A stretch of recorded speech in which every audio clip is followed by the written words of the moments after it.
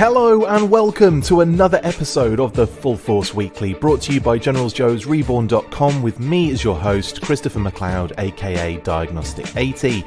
For today's episode, I'm joined by the awesome Patrick Notpicard Stewart. In this regular video series, we round up all the week's news in the world of G.I. Joe. What is it, Pat? It's the Full Force Weekly!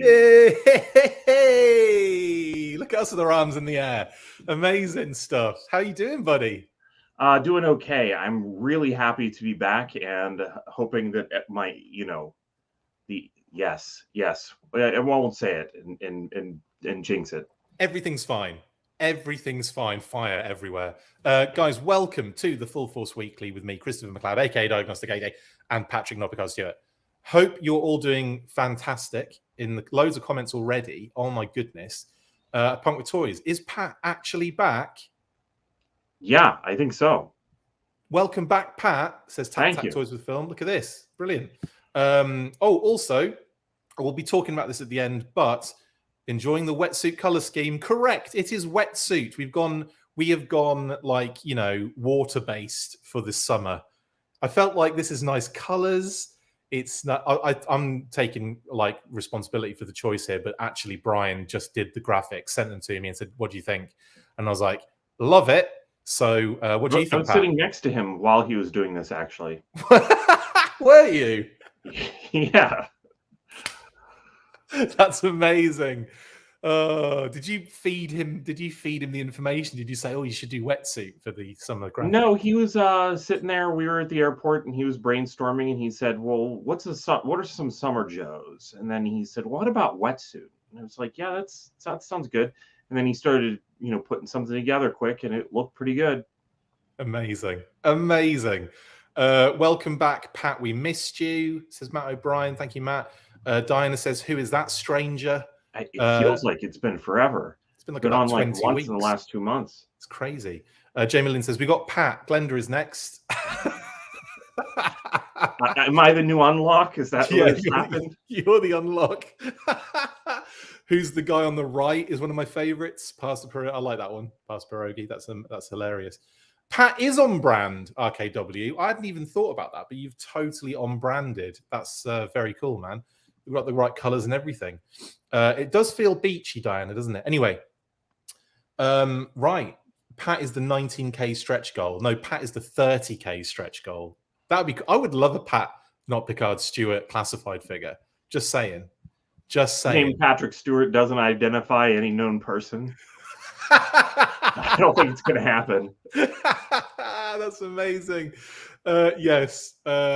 Tristan's like classified wetsuit confirmed. No, we're just having, literally, we've just explained it. Brian came up with this idea and we liked it because it was nice and summery. So no, classified wetsuit is not coming just yet. We don't know anyway. It could be. Chaz says Pat paid his internet bill. Welcome. He had to put another quarter in, Chaz. Anyway, right, that is that for the intro. That we've stayed on this way too long, considering the amount of slides we've got to get through. Right, Pat. First up in Roosevelt's news and not results news, which I will incorrectly call it in the video, so just ignore it.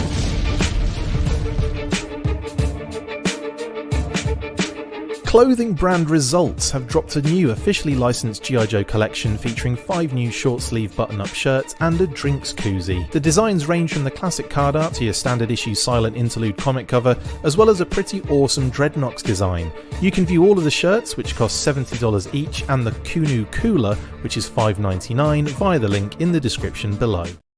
Yeah, right. So Roosevelt's, by the way, I said I've always thought it was Results. I've never even paid any attention to it because I just thought they were being like, let's remove all of the vowels and stick a V in there for fun. And then Pat's like, what I thought too. And then Pat's like, it's pretty sure it's Roosevelt's, mate. And I was like, oh, for goodness sake. And then obviously that very clearly makes a lot of sense when you look at the logo.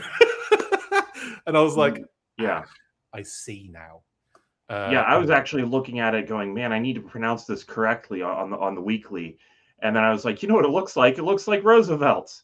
And then I was like, oh, I think it actually is Roosevelt's. Unbelievable. But I was thinking it was Results as well. Unbelievable. I am an idiot.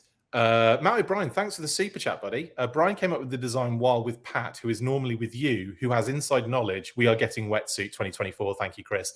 How dare you, Matt? That's not how it works. But thank you for the super chat. Like wetsuit, though, I would love a classified wetsuit.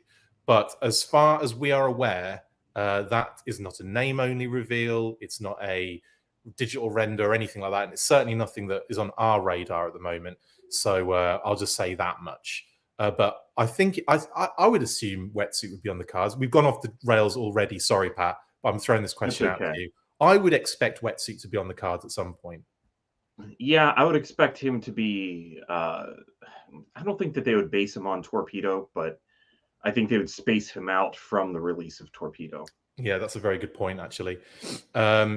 We've got enough water. We've just got the eels as well. Come on, eels up inside you.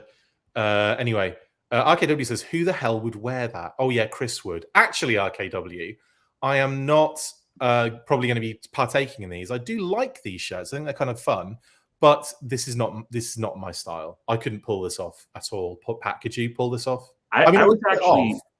What? I don't think it's my style, is what I'm saying.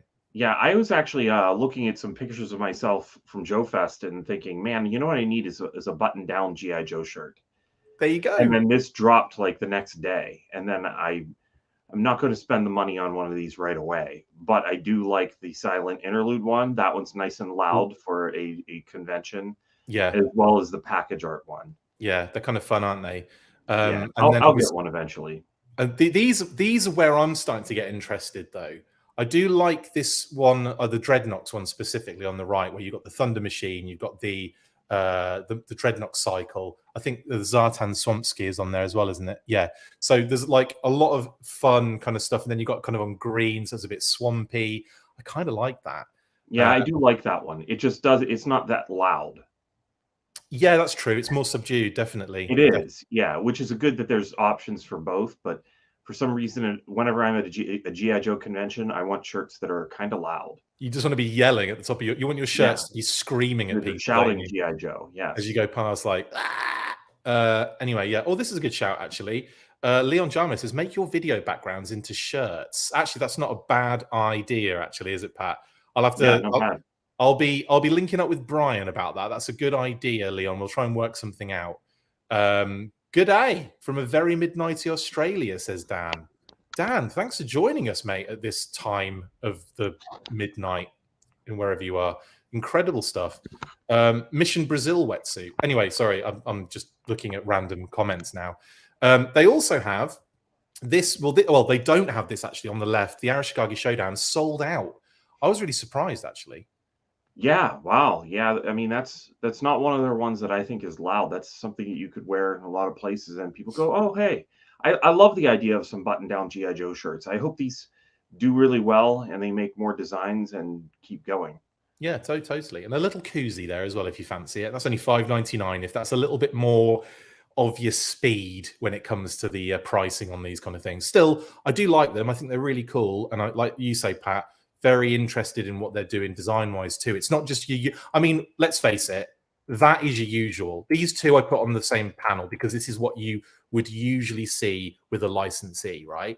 Now, but sure. These are ones where it's kind of like, oh, they're moving out of that a little bit. They're trying something different. They're doing different things. So I kind of like that. And even the Arashikage Showdown one is different as well. Yeah, but you know what I noticed with the Silent Interlude one is that if you're on their website and you're looking at the various sizes, the really nice thing is that it actually kind of shows you how the print is going to look. Oh, nice. As the shirt gets larger, because that is an incredibly important thing. Like a 3X is not the same thing as a medium when it comes time for a print. Yeah. And a lot of times if it's just a screen print like this, it starts to look smaller and smaller in the middle of the shirt. But that one, it looks really good in all sizes. And awesome. I think that the way that they've manipulated the art, they've done a lot with the Silent Interlude one to make it look good on every size. Totally. I agree with that totally. And like I said, I'm happy that they're doing them. I want to see some more of these kind of things. Not necessarily my style, but I hope they do well, definitely. Anyway, we've got loads to get through, and as well as I nearly said results again. as well as Roosevelt's news, we have a little bit of Super 7 to talk about.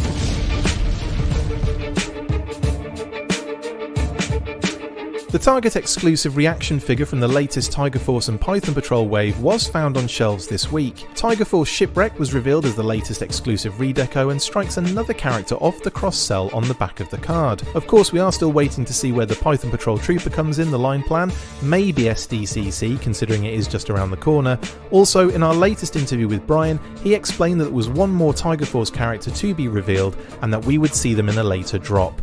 There's one more. There is one more. Okay, see, there's one more. I thought I was crazy, and I was like, I'm sure we spoke about this. It's not in this drop. It's in a future drop. Okay, that's good. There's a special Tiger Force figure. Great. So now we have to speculate on who that will be. All right, Pat, let's start with the speculation on who that could be. And then we'll get to Tiger Force Shipwreck. Who do you think that Brian will reveal as the other Tiger Force figure? Well, at this point, there's been a lot of didn't we speculate on this like a few weeks back? Of course, we speculate on this every few minutes. I'm pretty sure. Okay, it's not wetsuit. We're not hinting that. Tiger Force. It's Tiger Force Torpedo, obviously. I wouldn't be surprised if he delved into unreleased, if he delved into a little bit of kind of deep cut kind of stuff, because he seems excited about this. Yeah. He seems like oh, you've got one more and you're not going to get it and all that kind of stuff. I mean, someone's just mentioned Wreckage. Jason Pentecost mentioned Wreckage. That's a good shout. Like, AKA Sabretooth from that kind of unreleased kind of era, but then also Wreckage as it was released. What would you think about something like that? That would be amazing. That I really would enjoy that, especially if they named him Sabretooth. And the Wreckage deco is a little bit different than what the Sabretooth deco is going to be. So there could definitely be a little bit more lean into the Sabretooth if I had my way. David knows how to get his comment on screen. Look, Lightfoot. Tiger Force Lightfoot. Just add stripes. What? Just add stripes. Done. Sure. But they don't have a sculpt for that yet. I would assume that this is something that already exists as a sculpt. I don't think that they're going to just make like a new I don't think we're going to get it like a Tiger Force Sky Striker out of. Ooh, though, come on. That would be really cool. That's if they cool. did like a pre-paint kind of situation with it. But I think when we talked before, like Zartan was on our list because that would be weird. Yeah, but I don't think he's excited about that. I think if it was like that Talking Battle Commanders General Hawk style, or if it was that Zartan, I'm not sure how. I mean, it's fun and interesting, but you kind of need the three figures. He was talking to you, so it's possible that he was tapping into your love of the UK Tiger Force stuff. That's a good point. Someone did mention Outback. Jay Solo Arts says Outback that's not a bad shout, is it? Because you kind of want Outback at some point. I know he's not Sunbow, but right.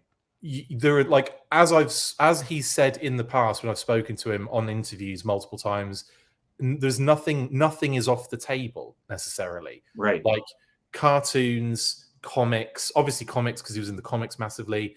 And then what else have you got? You've got commercials as well, which he said, yep, anything is possible. So that would be a good shout. Tiger Force Pythona. That's awesome, but there's so many things we have to discuss there. Airtight would pair well with Shipwreck. That would be a good one. Yes, big time. Big time. Ooh, Tristan, Tiger Force Bat, reprogrammed Bat. Now it's friendly and has a kitty face on the visor. Actually, that's freaking amazing. Yeah, I would be into that. That would be phenomenal, actually. I'm down.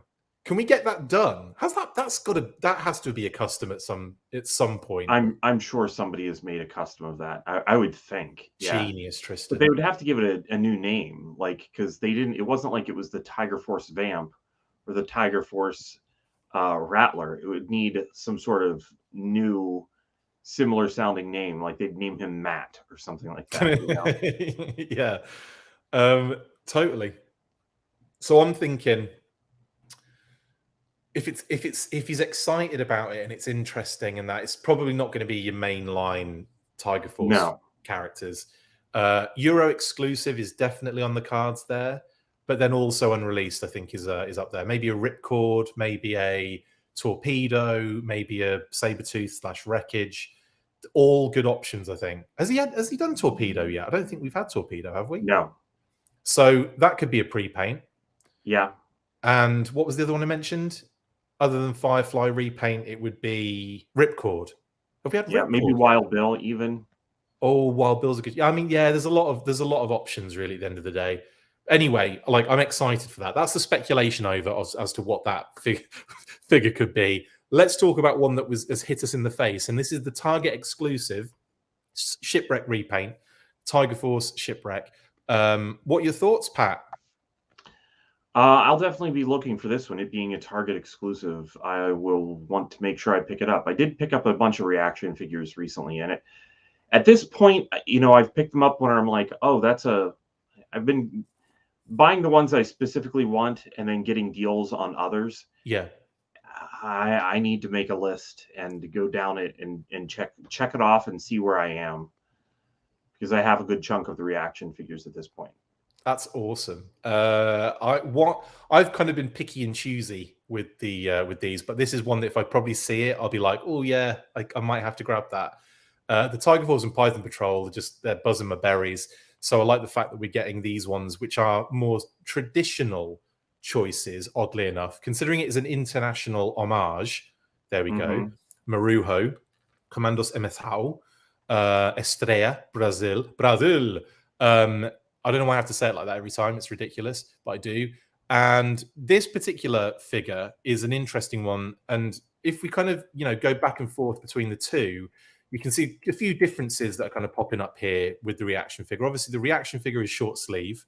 So that's one thing to note on this one, Pat. And also the accessories that he comes with. M16 and a bazooka originally. Those are two weapons, by the way, that are in this reaction line already. We've seen it. We've seen bazooka with the bazooka. We've seen a snow serpent with the bazooka, or whatever that thing is with the bazooka. We've seen the bazooka already, is what I'm getting at, and an M16. So I'm surprised they didn't give him those weapons. Yeah, that's true. I don't know. I think that people who are the shift of it being not Marujo and being Shipwreck, I think it makes sense to include some more Shipwreck characteristic accessories. I think that if they would have included those, a lot of people would have looked at that and thought, well, why does Shipwreck come with that? Right. No. Yeah, and no, they would have changed the art and everything. I think that it's better the way that it is. Yeah, that's a good point, actually. This is more a Tiger Force Shipwreck homage than it is a Marujo homage, if that makes any sense. But yeah, and this is interesting as well, because we wanted to also make a point of this particular at this particular juncture, because Pat and I just recorded the will be out hopefully in the next couple of days, the next monthly episode, which is all about G.I. Joe International. And Pat and I have, based on the fact that Glenda was revealed as the second tier in the HASLAB, Pat and I have done Justin was out on this one, unfortunately, but Pat and I have gone through some figures, characters, international exclusive characters and figures that we'd like to see introduced into the classified series. So you can expect that over the weekend, maybe going into next week. Depends how fast I can edit. 2 hours worth, Pat, of us gabbing about international figures. Can you believe that? Wow. Yeah, it is a long time. Well, that includes the extra, I think, the 2 hours. Yeah, that's an hour and a half of the regular episode and about half an hour of the, just a lot of stuff to get to you, which is fine. Anyway, that is Tiger Force Shipwreck at Target right now. Is it 2049? I thought they were. Year? I thought they were. Is that how much they 2023. 2049. Yeah, the price. You know what? It looks like it. Yeah. It's weird. Every single reaction figure, like character by character at Target, I swear, is a different price. And part of that, I think, is because of price increases. but also because they have dropped the price probably based on quantities on hand, rather than just putting them on deep clearance. So Right. like you'll have some of them be like 17, some of them 19, some of them 15. It's very strange in the store. Yeah, that is kind of weird. But I was actually surprised to see that. I thought they were. I honestly can't remember. I knew they were about $20, but I didn't know they were. That was the price point. Weird. Yeah, I've never seen them above 20. That's new for Target. Yeah, interesting. Anyway, that's Tiger Force Shipwreck. Next up, we have, and also, yeah, check out the interview I did with Brian Flynn most recently. That was a lot of fun. And he kind of feels it. I mean, a lot of people were a bit upset with the fact that they're not going to get the Flint and Lady J Ultimates heads replaced. That's currently where they're at, as Super 7 are at the moment. I don't think they're going to be doing anything in the near future to address that. Mainly because I think the argument was something along the lines of, because it wasn't one of those things they felt was necessary to replace. Like, it wasn't broken, it wasn't faulty. There was effectively, you can kind of get away with it. But I mean, you may have different mindset to that. I was kind of half expecting them to do like a little replacement head type scenario. So I would have to say that I was surprised that they're not doing anything about that. But like I said, you can check the interview out. Brian explains it better than I can. And there you go. Cool. Right then, next up. And we have a bit of heavy duty trademark news.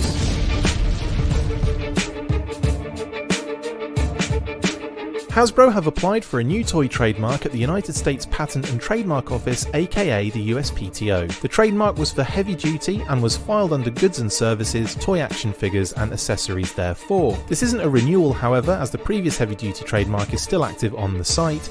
This begs the question, are we going to see heavy duty in the classified series? There's your question, Pat. Yes, I guess. I would assume that he was going to be coming at some point anyway, because heavy duty over time became one of the not the core character hump, but he's in there somewhere in the list of the top Joes. Yeah, he kind of like replaced Roadblock in a sense, didn't he, for a period of time? And for a period of time, yeah. And his inclusion in Rise of Cobra also, I think, helps to solidify him as one of the major figures, or one of the major characters. Yeah, I've got to say, heavy duty, the first figure is actually a real beauty. Like, it's a really good figure, and we'll kind of get into that in a second. Just on the last thing, sorry, Matt has given us a super chat here. Thanks for the super chat, Matt. Personally, I felt like Brian's response was nonchalant for a $55 figure with an ugly, unpainted face. I'm out on Ultimates moving forward. That's your personal preference, Matt, and I totally understand it. Like I said, I think I was surprised. I'm not going to lie. I was surprised that they didn't, or they weren't going to do something about it necessarily, because I don't know. I don't know. I kind of feel like I haven't got them in hand yet. So as soon as I do, I'll make that decision as well myself, that judgment call. But I think I'm just saying I'm surprised it didn't happen. But that, again, that's up to you, Matt. And thank you for the super chat, mate. Really appreciate it. Anyway, back to heavy duty. Yeah, we don't really need to, I mean, it's kind of a bit bland looking at the actual, there's a web page, guys. It's nice, isn't it? Pretty.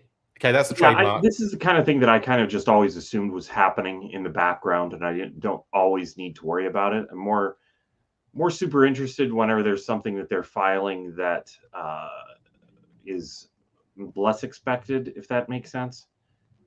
Yeah, totally. What there was one not like there was one not long ago that they filed, and that was like was it Helix?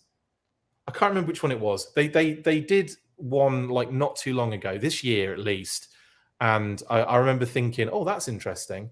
But yeah, this one, like, I don't know. Yeah, I get the same feeling that you do, like that this must be going on at a lot of the time, or they just do the usual thing where it's Lamont Heavy Duty Ellis, or, you know, Edward Torpedo Leia, or, you know, Stuart Outback Selkirk, where they do that. Sometimes that's to protect both. Oh, Like right. that's why Interesting. in like Rise of Cobra, you did have Conrad Duke Hauser as well as Duke on the shelves. That way they were protecting both names. Interesting. I just assumed they utilized that to get around having to use, like a, what I do you think call it? I think it depends on the situation. Yeah, I think sometimes if they can't necessarily use a name or they think they probably can, I think that they toss in, the Aaron Ambush McMahon. But then Yeah. other times it's the fact that they want to make sure that both versions are protected. Yeah, definitely. What about, okay, let's talk classified then, because this is what we're kind of gearing towards, I think. This will probably be a deluxe figure if they do anything like his original weapon system, right? Yeah, I would think so. I mean, there's a lot there. Although, the missiles on the side could be proportionally scaled down a lot if they were to go bigger. Like looking at his package art, he looks a lot different. Like look at how big the missiles look on the side of that compared to how big they actually look on the toy. Yeah, totally. It's funny. It's like the desk portion on the artwork is bigger, but His the desk. filing cabinet portion is smaller, but the missiles are bigger on the figure. It's hilarious. I always assumed it was his desk. He was just picking it up and walking outside, and he's sitting there. Like Duke always said he didn't want to be behind a desk. And so Heavy Duty shows him exactly how you do both. This is how you do it, mate. This is how you work a desk job and blow up helicopters. Ready? Amazing. Talking Joe says, Mark says, Chris calls himself Diagnostik80, but literally no one else does. McLeod. That's hilarious. That is hilarious. It's Mark. Can I just clarify? It's just my handle, so it's just easy for people to find me on other things. It's not because I call myself that, but that is funny as hell. Yeah. So yeah, this beauty, I definitely think will work so well in a classified sense as well. And missiles, you can see it in a sense already, like in play. I can kind of see it happening. Yeah, I'm curious what they would do with the targeting system, at a larger scale. I would assume that it would have, that it would be something interesting, the way that it would move into position or what it would clip onto, how they would handle that. Oh, And his details hat. as well. Details as I well. You'd wonder if have his hat would be able to come off, or yeah, it would be really cool to be able to turn it around both ways. exactly. I think I said that I did a live when this news broke, and I said I'd love it with a removable cap, because then you'd have a snapback baseball cap in the line, which would be freaking awesome. Yeah. And then you'd have, you could put it on forwards or you could put it on backwards, and you could have that nice.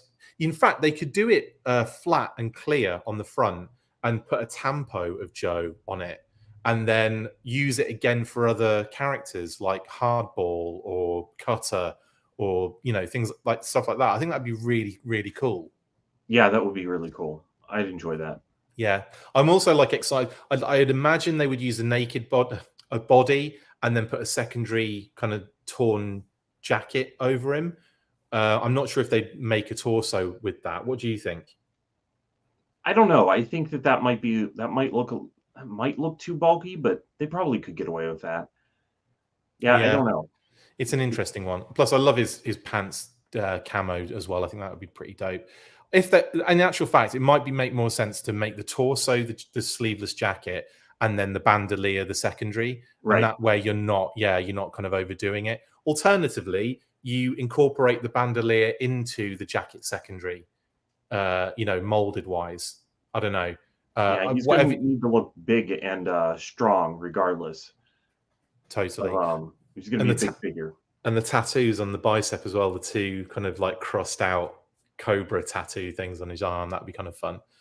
I wonder if we'll get him as a name reveal soon, in order to just confirm, if they see that this is out there, might as well just put him in as a name reveal. But with that out there, I would assume that he's actually not as soon in the pipeline as as a lot of other things. Like, we're not looking at a 2023 figure here for sure. That's a good point. Either two things here. They're scrambling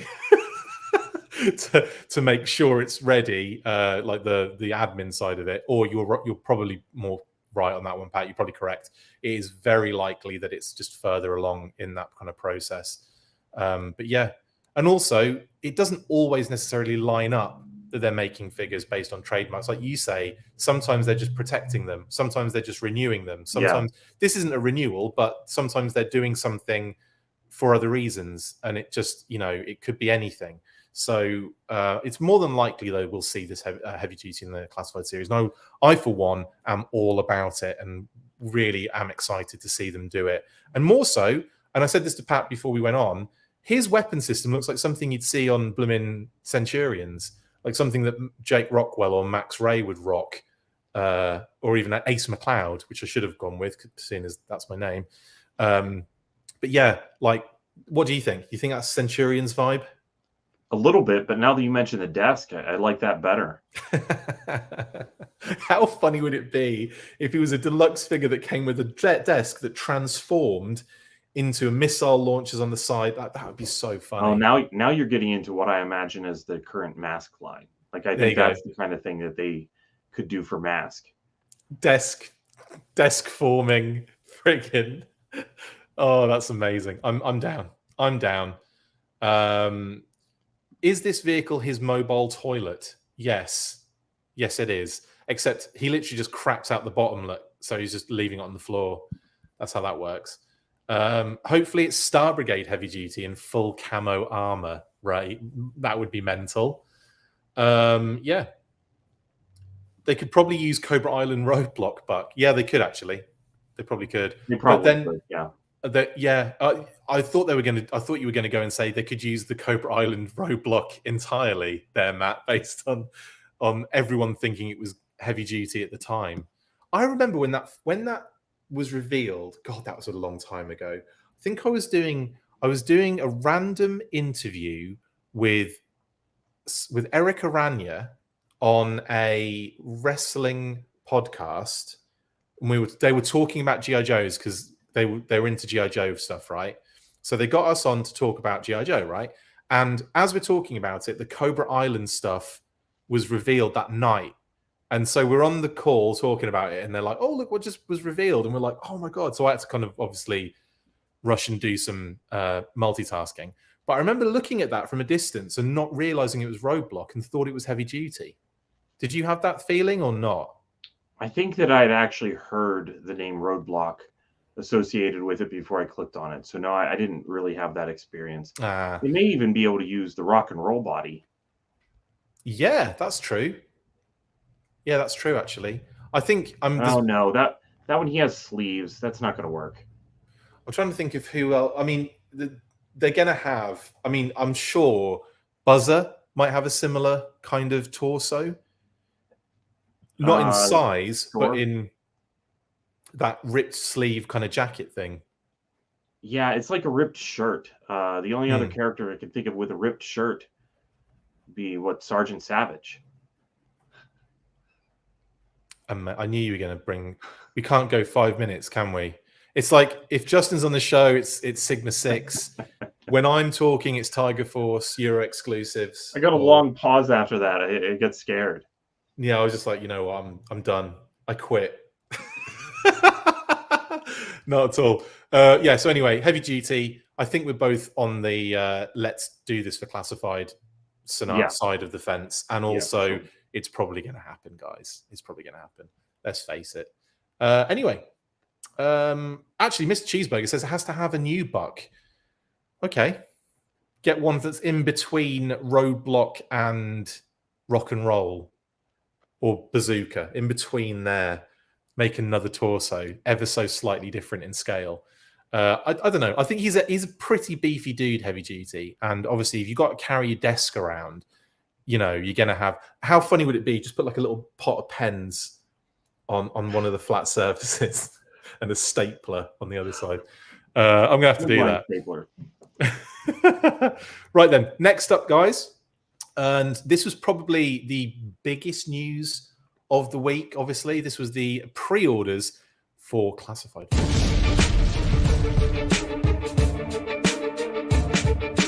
It was yet another monumental week in the world of classified pre-orders as we got 3 more beauties revealed on Wednesday. Technically the information and images dropped the day before, but my word did we get some instant classics in this group. Grunt was revealed first and looked phenomenal with that new secondary flip-down mobile device, Sunbow laser rifle and steel core helmet to force him into the army building category. We also got to see Lowlight in all of his glory with a solid loadout, rifle bag, modular sniper rifle and that very cool wind gauge device. The goggles are a nice touch and his box art had us all wondering who those troopers were in the background. Finally, the Snow Serpent was revealed, stealing the show with a deluxe accessory package including a wolf head and pelt cape for added insanity. Throw in Bazooka's bazooka and backpack, and that snowboard, and you have a lot of fun homage from a number of different figures. YOJOE June is the month that keeps on giving as we turn our focus to next week and what other classified reveals we could see on the 28th. Don't worry, we're not behind on the news. The next news item will cover exactly what we're getting next week. Have no fear. So we're just doing this in like it's like a historical timeline of the week. So yes, YOJOE June, day 21 classified reveals, Pat, Grunt, Lowlight, Snow Serpent. Pretty dope group of figures that popped up on Wednesday, would you say? Yeah, Snow Serpent probably was the one that surprised me the most. Yeah, well, we'll get to that. We'll start with, so we'll get to your most surprised a little bit later on. Obviously, Emily and Lenny joined us to talk about these figures, and obviously Grunt was the first one up. So let's go through this one first. Now, I was definitely won over. When I saw the digital render, I was like, yeah, cool, that's all right. Not bad. They've done a few updates to him. Pretty cool. Then I see this figure, and I'm like, this is actually this is an underground sleeper hit for me. Like, just the figure as a figure, there's so much cool stuff going on here. And obviously one of the main additions was that kind of secondary vest thing they've given him. Obviously he's got the backpack, he's got the helmet, he's got the rifles, which are pretty dope. But then that secondary man just looks so dope. Yeah, I really like the flip down thing that he comes with. I don't know, right? You can make Lenny dance while you make the thing flip down. Oh, ruined it. Yeah, it's pretty cool the way that works, and the fact that they just gave him something a little more interesting, and what they're doing with the original team in order to make sure that they don't become kind of stale. Yeah, that like you could have just done Grunt as a basic green army body, just like the figure, but I don't think it really translates very well. Great at the time, totally. The OG 13 are cool like that, but there is definitely a lot of surface area on some of them.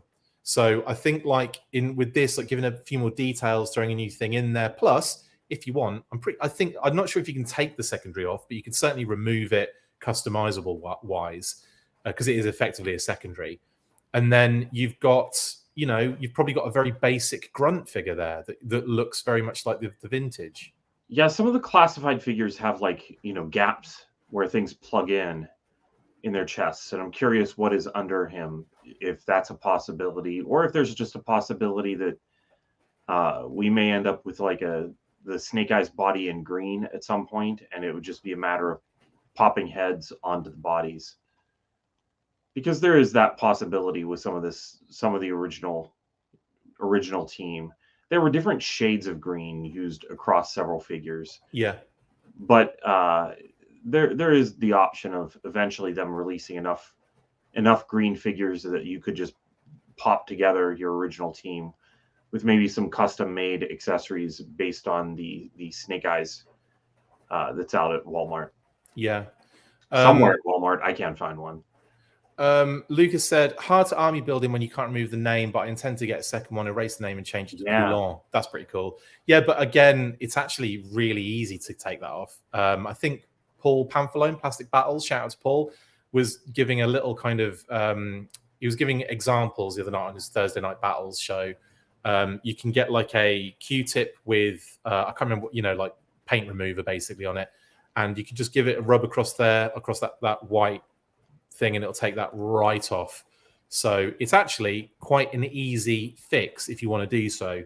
But I know what you mean, Luke. It's not exactly, you don't want to have to do extra things unless you're a customizer. You don't really want to have to do extra things to that kind of thing. The other thing is you could just make a tiny little sticker with a name on it. I was just going to say, I would prefer a sticker because I don't really resell my stuff, but just for resale value, I don't want to be permanently altering figures.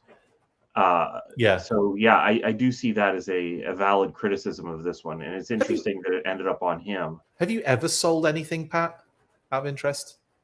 The only time I ever sell anything is when I have multiples. Right, just checking. I don't really. Things tend to not get bought to begin with if I don't want them. That's true. That's a very good point, actually. Grace is like Private Ryan. There's 5 of them in the military. I like it. If you get 5 of them, there are. Ray says Hasbro's latest offerings are giving us customizers less and less to do. It's a good complaint. Well, Ray, you do some amazing customs, mate. So yeah, shout out to Ray Murphy. If you haven't checked out Ray Murphy, go do that right now. He's on Instagram as, is it Ray Murphy GIJAF, I want to say. Anyway, go check him out. Just search Ray Murphy on Instagram. You'll find all of his amazing images. But put it in the comments, Ray, and I'll read it out, mate. In fact, I'll put it up on screen so then people can see it. Anyway, moving on. This is the winner for me. This little flip-down mobile device is phenomenal and really cool. And I was excited to see what they were going to do with the little design on the actual, tablet screen. And it's kind of fun. Someone said the other day it looks like mountains, and the O is pointing out where Alpine is. Maybe. I think that's supposed to be kind of like a heartbeat sensor or something, like when you're playing. I don't know if there's such a real thing in real life, but it reminds me of playing Call of Duty. What is it? I've seen it on so many. Okay, Jurassic World. When the TAC team are going to try and find the dinosaur that's running amok, I forget which one it is. It's it's got a weird name. Indominus Rex. Indominus Rex. So they're like looking for it, and it's camouflage in the trees, and it starts picking them off one by one. And back in the, they're back in the thing, and you see all of their like life support systems going like flatlining and going red. That's kind of what this reminds me of too. Yeah, big time. And then obviously Call of Duty, Aliens is a big one. Yes, definitely. Yes. Yeah. Because they've got all the head cams as well, don't they? Kind of showing you where they're going and stuff. And I would say if somebody was going to create a sticker kit at all, like to have different nameplates, it would be cool if there were different inserts, because it looks like that's kind of recessed. So if you had a thin sticker, you probably could change that so that different characters, like if you have army builders, you have different ones have different things in there. That would be cool, man. That would be really cool. So yeah, like a little sticker for a name. Oh, someone's got to do that. Let's push. Who usually does the tampos for those kind of things, Pat? I don't know. That's a good question. Would love to see some like custom tampos on that, definitely. Yeah, and then that's a good point, actually, Travis. Yeah, whenever they make improvements or upgrades or adjustments, it's so we can get the classified version and still see a retro vintage carded version in the future, a dumbed down Snow Serpent, etc. Yeah, I could definitely see them doing the Snow Serpent as a retro figure where it's like, it comes with the tennis racket, snowshoes, maybe that little mortar missile type thing as well. And then but like minimize what it comes with, but make it very similar to the original loadout. And then paint the pieces, the secondary elements more of that rich blue color. But we'll get to that in a second. But that's a great point, Trav. Thank you very much. Oh, Ray, there you go. It is Ray Murphy, GIJAF. I was correct. I think it's G.I. Joe Action Force, but it could be G.I. Joe as, and I won't say that word. But that's amazing, Ray. Thank you very much. And go check him out on Instagram. Ray Murphy is an amazing, amazing customizer. You probably already know. Everyone that's on this episode probably already knows that anyway, so it's cool. Yes. Shark Eyes says a custom Naked HD tampo for Pat for sure. Like it. I like your thinking. I did that so low key just to jokingly see if you noticed as I was saying that. Oh, Bad Mother Tattoos are a great eBay store for this. Thank you, Leon. So that's an option. I remember meeting them at JoeCon. They had a lot of really cool stuff and a lot of cool stuff on display too that they had done. Like I remember a 12-inch figure that they had just covered with they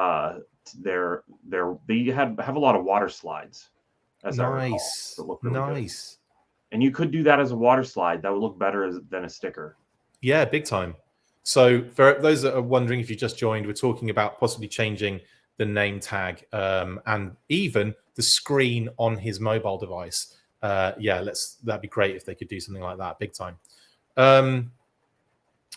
RKW, well, you will get to that in a sec. Sorry, RKW. We'll talk about that in a second, about the Snow Serpent pictures and how some look like it's blue, some look a bit black. We'll work it out. Right, so that's awesome. And I love that flip down mobile device. It's great. What else was someone saying that made me laugh? Oh, he could just be watching Full Force on it. And that's very true. Grunt could be watching the Full Force Weekly. Exactly. What is it, Pat? It's the Full Force Weekly on Grunt.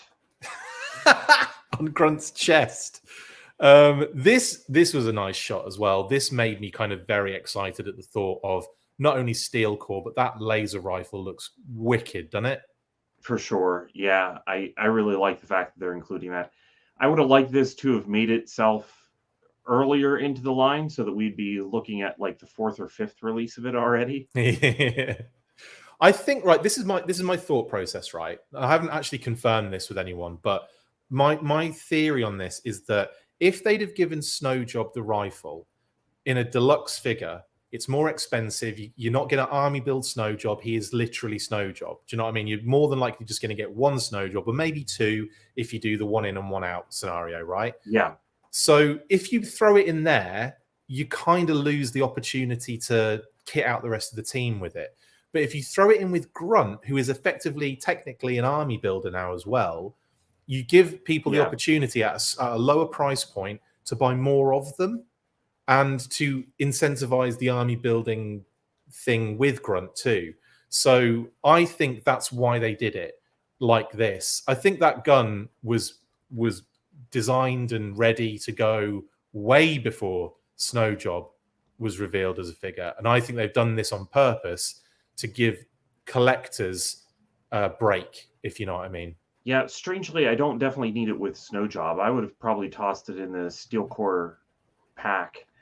And a future Duke should probably come with it as well. Oh, that's a great shout, actually. Yeah, definitely. If they do that, well, they're doing that retro Duke, aren't they? So I think we might see that rifle with him. That would be pretty phenomenal. If you wear a Steel Core helmet, are you Steel Core? Yeah. And that's it. That's all you need to do. There's no other entry requirement. Or your anti-venom. Could be that, too. Yeah, that's true. You're Steel Core or anti-venom, definitely. How is your anti-venom? Anyway, anti, as in, you know. Oh, you would say auntie, but I would say auntie. How is your anti-venom? She's all right. She's on pills. Right. Next up. Sharko says they may even throw them in the rumored armory with Chuckles. Yes, that SDCC Chuckles. That's a really good call. Yeah. Yeah, big time. That's a good one. Along with a single Havoc missile. It's got to happen. If it doesn't happen, that is a missed opportunity, in my opinion. Anyway, that's true, actually, Figure Six Pack. Grunt is an infantry squad leader. That is a very good point. So obviously he needs to lead a squad, doesn't he? He needs to lead an infantry squad. Absolutely. It makes sense. It just makes loads of sense. Actually, Scarlet as well. With the retro Scarlet coming out, you'd expect her to maybe have that rifle too, if they're going to do like a retro kind of Sunbowie type thing. Yeah, that's true. I could see that. Okay. Next, the back of Grunt. There you go. There's a little bit of detail on that secondary on the back as well, like a nice bit of padding and stuff, which is cool. Oh, yeah. And then we've got, him with... That's a head sculpt, the Steel Core helmet. It's not a helmet, so it won't just go on his head. It replaces his head. So just to make that clear to everyone, that is a head sculpt, not a helmet. But he does have a helmet. Look at that shot, mate. How cool is that? It works really well. Is that the gun that's holstered down behind him? Yeah, that's on the belt on the back. Yeah, definitely. Yeah. Very cool. I love how the helmet looks with this figure. It transforms it, man. It's created a whole new sub team of steel core figures. It's wicked. Yeah, it does look really good. And then we've got this shot again. This is him being an infantry squad leader with the steel core behind him, which is pretty dope as well. Again, cracking shots. I think this was Shooting the Galaxy. Did the product shots again? Just unbelievable work. The product shots are so good. It blows my mind. So yeah, great shout out to Shooting the Galaxy for the amazing shots. They're all mainline retail, so you can get these pretty much everywhere. Sold out. I think Snow Serpent is sold out on Pulse, but that was always going to happen because that's what I think that's their kind of safe bet. So everyone just goes and does that, and then maybe everywhere else is a secondary option, isn't it? That's probably what happens, I think, a lot of the time. Yeah, I thought he sold out like a day later on Amazon as well. Did he? Wow. Well, yeah, but he's mainline. He's mainline retail. He's going to show up everywhere. Everywhere, yeah. Yeah, and then obviously so there's Grunt. And then we've got the packaging, a nice clear packaging shot finally. And I zoomed in on a couple of spots just to see if there was anything really going on. And I think all we've got here is almost like an homage to Snake Eyes, where he gets his injuries, basically saving Scarlet from the downed helicopter accident. I think that's what they're going for with this kind of desert kind of theme, because it looks like he's desert themed. You've got Desert Commando Snake Eyes, which obviously has the helicopter in the background as well. So it's tying the two thematically together. So it looks like it's going to be Snake Eyes as a Desert Commando and Grunt and the rest of his infantry, his Steel Corps infantry in this narrative. And there's also, I would shout out like, Black Hawk Down and things like that, like those kind of modern military kind of films. Modern. How long ago has that been out? It's probably about 20 years old now, isn't it? 2003, maybe? Correct. 20 years old. I was not expecting that. Anyway, modern-ish military movies. You know what I'm saying? So, but anyway, very cool stuff. Now, Low Light. Again, very awesome introduction into the line. I think highly everyone expected this one at some point. And then we got the name-only drop, and then we got the digital render, and now we got the figure. So, Pat, are you happy with how he turned out? Yes.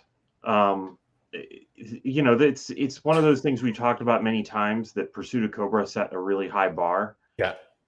That I think is difficult to meet, and to include all those accessories. There are some things with that Pursuit of Cobra figure that I don't think are like mainstays for Low Light that have to be done every single time.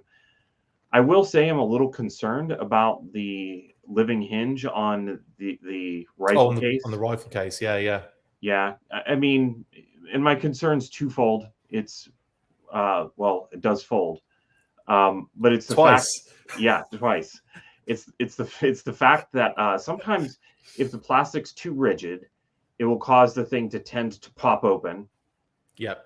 And sometimes if it's not flexible enough on that hinge, you get that white mark that just looks terrible, even if it doesn't break. Yep.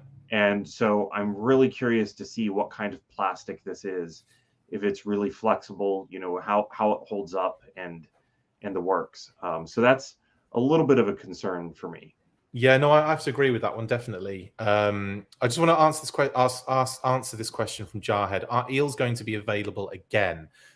Yeah, there'll be more opportunities to pick up eels, Jarhead. Yeah, definitely. They'll what will probably happen is they'll just randomly appear on Amazon at the most inopportune moment during the day when you can't get to a laptop or your phone.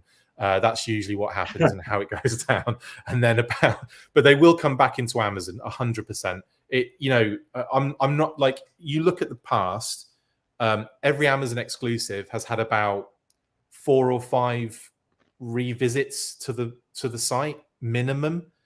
So I think eels is going to have the same situation, definitely. So don't worry, there'll be other opportunities to get eels, and I'm almost certain they'll pop up on Hasbro Pulse again at some point in small quantities again at the most inopportune moment. Definitely. Yeah, need a Mad Marauders version, says the Figure 6 pack. Oh yeah, for sure. Well, I think that that's kind of inevitable, don't you think? It's got to be like him, Spirit, Mutton Junkyard, who eventually will, I suppose, we'll see soon this year at least. I hope. And who else was the other? Footloose is the other one, Footloose. isn't it? Barbecue. Yeah. Barbecue we've Footloose got. and barbecue we already have. Yeah. Yeah. So definitely the ones we have currently, Low Light and Spirit. I could, yeah, and the Sarge as well. Duh. Well, of course. I think that was just going without saying. Well, it was going without saying because I wasn't saying it like an idiot. Missed it out. Anyway, Low Light, awesome. I love the extra additional like padded detail on his backpack. So nice. Well, it looks like it's like that Molly system. Is that right? The military system. Oh yeah, it is. You're right. Yeah, so that you can have different stuff in there. Little straps, basically, isn't it? Correct. Yeah. Yeah. Do you know what? It didn't even look like. Yeah, it just looked like a nice, like textured padding. No, you're 100% right. Yeah. Yeah, big time.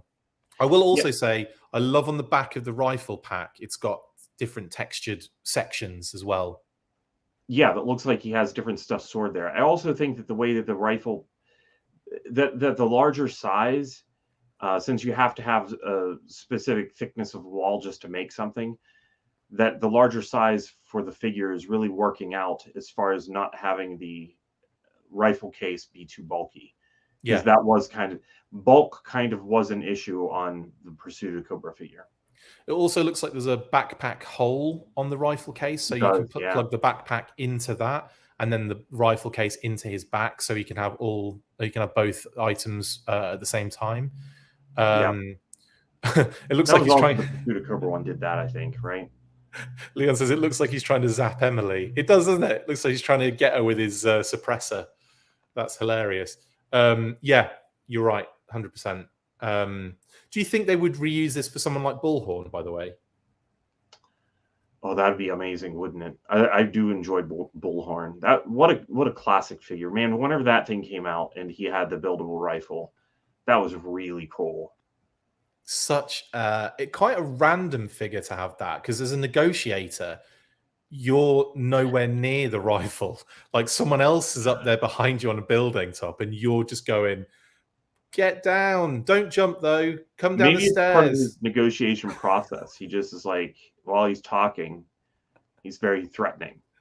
So he's slowly building a rifle. I can currently see you in my scope. Nice purple top you're wearing, and they're like, what? Yeah, I would love to see Bullhorn. He's an underrated figure in my opinion. I think he's one of those ones that goes under the radar often.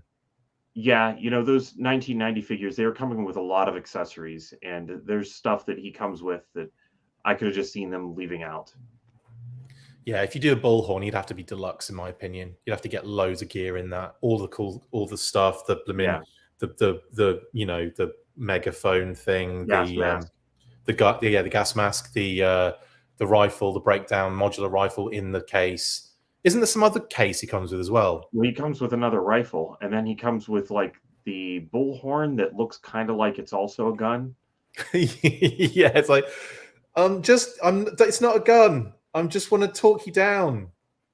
Put the gun down. It's not a gun, I swear. And then he shoots them with it.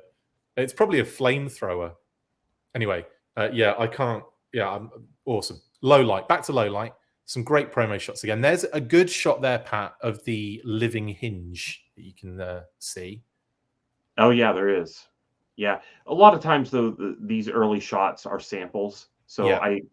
I don't really know what to expect. We can gauge our expectations, but it's different once you have something in hand. Yeah. And there's the rifle too, which actually looks pretty cool. It's got a bipod on there, which is, you can kind of just see near his left hand. But that does look cool. I think that's one hell of a weapon for him, isn't it? He looks good with that low light. Yeah, I'm really into this figure, man. Yeah, and they've textured other areas of the weapons case too, so it's not just flat surface in there. It's really nice. What I would say here as well is that with the Pursuit of Cobra figure, there was that element of bulkiness that was almost overwhelming at times, that you couldn't get him in like positions and stuff. And I love that figure. I've even customized a Pursuit of Cobra low light into Dino Hunter's colors, and did the same with Ambush. And I love those figures as they are, as you can kind of get them in some poses. But low light, unfortunately, is really restricted in getting into some cool positions. This figure looks like he's probably going to be pretty cool in terms of posability. Yeah, I'm curious to see what he looks like, you know, laying. Yeah, exactly, laying down, seeing how close he can get to that pose. Interesting, they didn't have him in that pose in any of the product shots, though. And I wonder if it's because the head doesn't go all the way back. And I'm surprised they didn't do something about that with this particular figure. Like, you'd think that if any of them needed some sort of like major neck articulation, it would be this one. Well, I'm going to count on all the action figure photographers for this one to pull this figure out and to give him, you know, that pose as close as it can possibly be achieved. Definitely. Oh, there's some good shouts here. Someone just mentioned, where was it? This was a while ago, actually. Sorry, I've missed it, but I want to get back to it. Where the hell did you make the comment? Anyway, someone was listing figures from that era, and they were right. They were all absolute bangers, and I've completely lost it. Where was it? How long ago was this comment? Months ago, by the looks of things. Anyway, I've lost it now. Sorry, guys. Effectively, it was like, you know, Free Fall, and I've completely forgotten. Oh, yeah, there were some really great figures from 1990. Yeah, that's a good year for Joe's. Absolute bangers. Yeah, cool. All right, next. Goggles. I like the fact that we've got goggles that look really good over his eyes and good on his hat and good just not being there at all. I like that no matter what option you choose, he looks good with them. Yeah, they didn't talk about the potential of them stretching out, and just kind of looking at the way that everything is shaped. It looks like that's not going to be an issue. Yeah, I don't think there's going to be an issue. It looks like it sits on his nose and his ears when it's in, like, you know, kind of like just kind of like stays there, and then when you put it up, it probably sits in that kind of like fold on his beanie. Yeah, even that, the fact that they've given him such detailed like fold and texture in the hat, like, you don't need to do that weird like twisted almost fold on the front, do you? Really, that doesn't need to happen. Well, I think that that kind of detail, I'm starting to kind of expect it from this scale. Yeah, it's just good. I like it. It is good.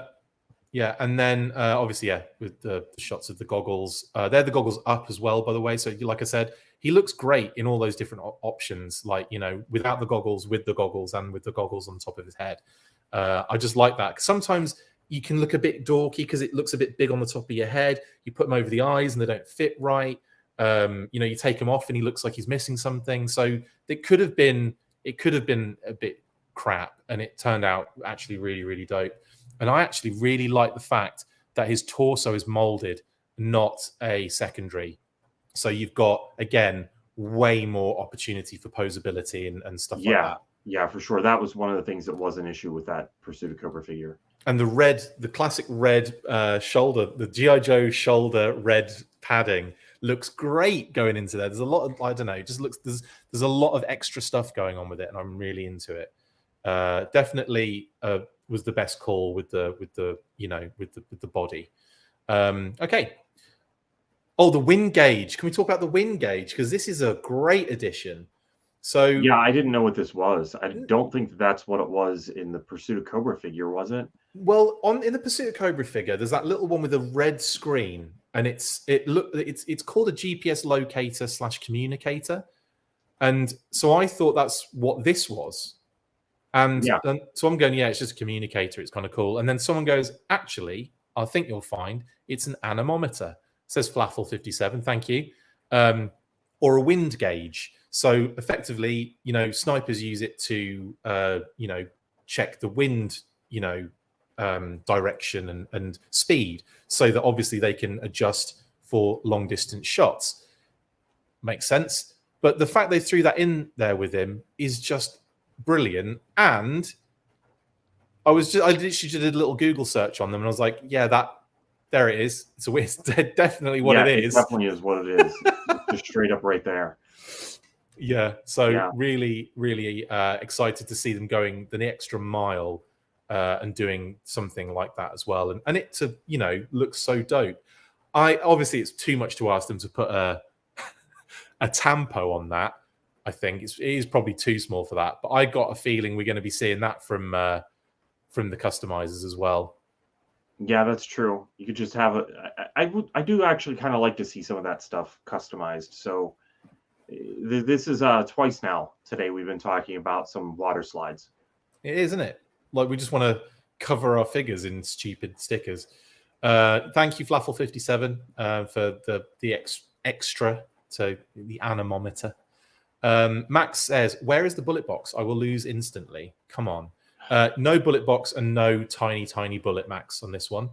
I think, and I can't remember because I had a conversation with them a while back, and I think I asked them about the Hasbro team. I asked them about the bullet, and they said they thought about it, and I think that was the thing. The consensus was they didn't want to do it because even at that scale, it would be too small and it would be pre-lost. So they thought they just decided against it for those reasons. I had one time with the other one where I have hardwood floors, and I dropped the other one, and it fell into a piece of wood grain. Oh my goodness! Not even between not the crack, but like crack, but the grain of wood.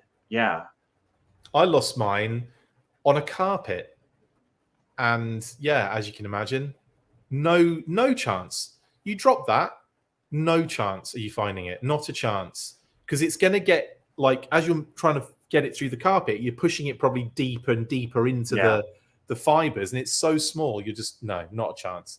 You could lose that thing on a flat surface. You could lose that thing on a mirror.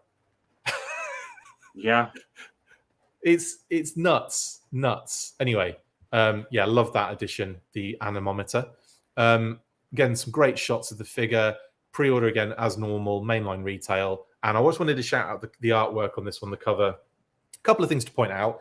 John Royal's artwork homaged, almost certainly homaged here with the render on the box. And it's pretty cool. I love it. I think it's a great.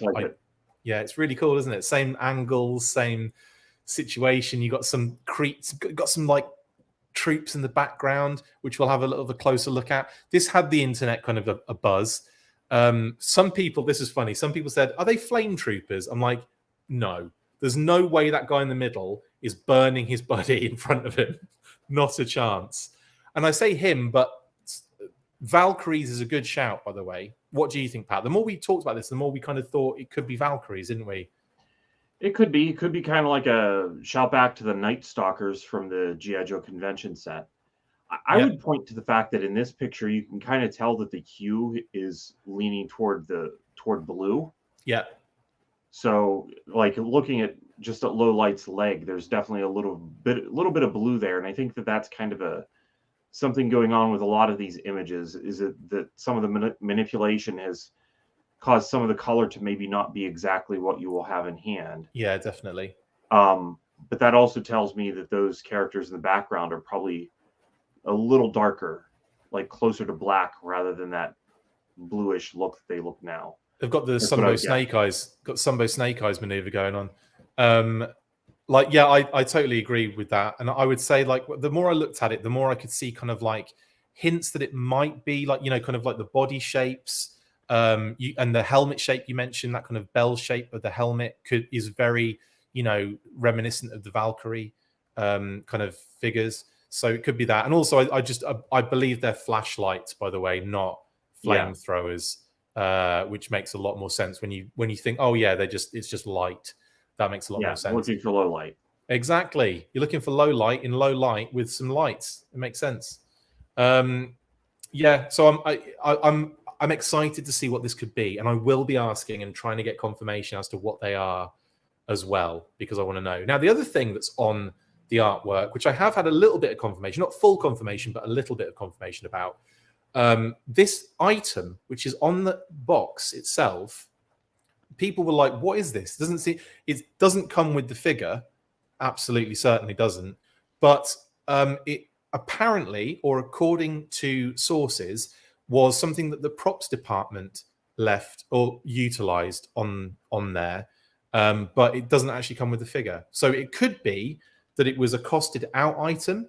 It could be that it was just something random they threw in there as set dressing, or it could be that actually those are the only two options, aren't they? So yeah, it could be random set dressing, or it could be something that was costed out. We don't have the official confirmation, but we know that it's not anything that comes with low light. It looks like it's more random set dressing. It looks different in style, but considering the fact that we saw like that dark energon or whatever it was on some of the box art, I wonder if this is a hint of anything to come. It kind of looks like a box of chocolates, though. And you never know what you're going to get. That's right. So brilliant. Yeah, no, that's totally cool. Someone says data chips. Now I'm just hungry. Jeffrey says data chips. Could be now, but I'm just hungry now for chips. So thanks very much. It does look a little bit like a laptop. It actually looks like a beat machine. If looks like an MPC or something with the little beat pads on it, you know, like that. Oh, okay. Yeah, like a music beat machine, not like a laptop that you watch sexy videos on. That's a different kind of beat machine. Lols. Mainframe CPUs, says Max Blue. I think we're just dealing with a random set dressing. But like I don't know. I don't know if it's random. I'm thinking that this is something that plays into some sort of story element. Okay, I like that thought. Maybe we'll see more of this kind of develop through other figures, and that's interesting to me. Right, Pat, we're finally at Snow Serpent, an hour and 11 minutes in. Snow Serpent, my blooming goodness. This was a surprise, wasn't it? It was, and I swear he's looking gray here again to me. Yeah, I think it is gray. I was saying that I think he might be blue for a retro release is what I'm expecting. Okay. So what I think, because there was a picture that he looked kind of blue in, but that's why I was also bringing it up regarding low light. It's going through he definitely looks gray. It's all gray, isn't it? What I think might have happened is it looks blue there, doesn't it, on the cover? But again, that might be the blue hues that you're talking about again in terms of the renders. Yeah, so I really could see them doing a retro release. That's a good point. And I don't know. This figure comes with so many accessories. I almost would have liked to have had some of them come with a gray release and some of them come with a blue release rather than just everything at once. What my thought process is here is like, this is a deluxe figure. So you've got your base Snow Serpent there, but then obviously you can make a crazier, more like infantry squad leader type with the cape and the hood and the wolf head and everything. Very, very awesome stuff. You've also got other things there. You've got the snowshoes, you've got the snowboard, you've got the bazooka's backpack and bazooka, kind of like homaging the bazooka aspect or the missile launch or whatever you want to call it. There's a lot of homage going on across the board here. Now, the other thing I would say, I think he's got the Cobra laser rifle from the cartoon as well. I think he does. Yeah, somewhere in there. There's a picture of it. There it is. My goodness. Anyway, that's in there. There's a knife which doesn't seem to have a sheath anywhere, by the way. So I don't know where that's going to be stuck. Maybe in Snake Eye's face, but there's not really anywhere to put the knife. I don't think.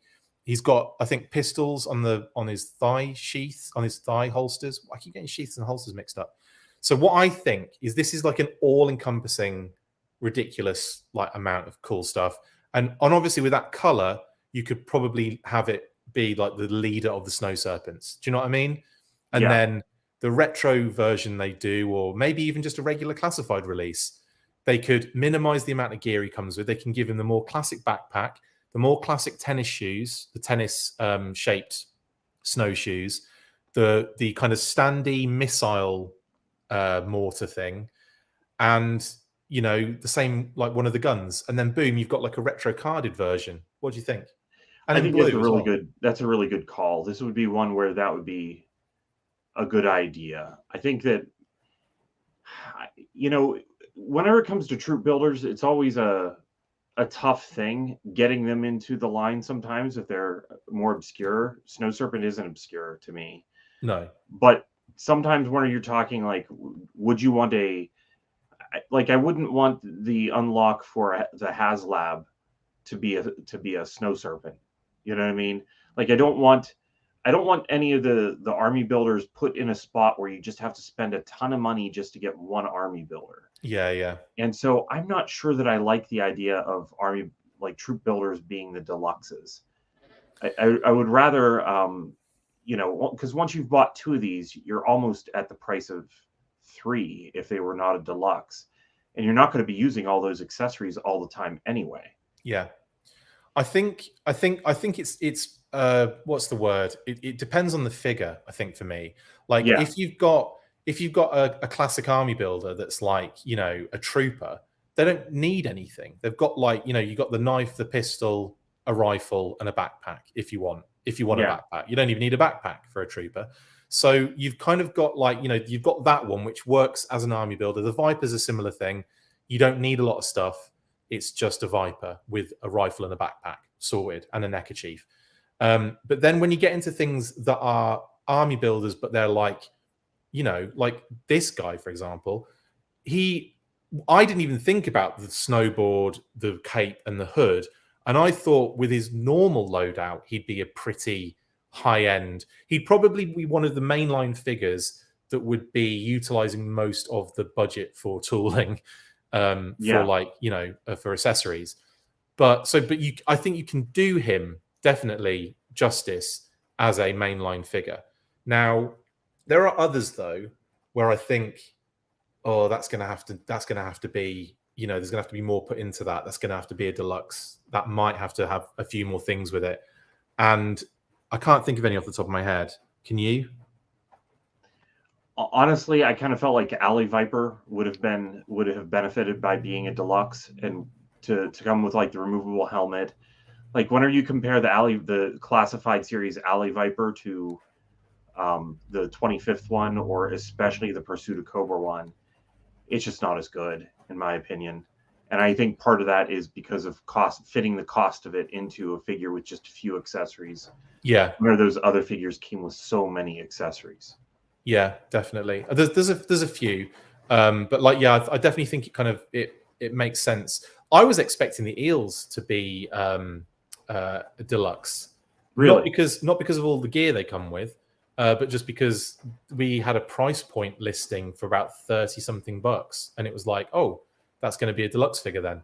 So thankfully it wasn't, and it was a very cheap, you know, it's the lowest level army builder price point. So that's probably why people bought 40 of them. Can you believe that? 40 eels. Anyway, yeah, so comes a lot of gear.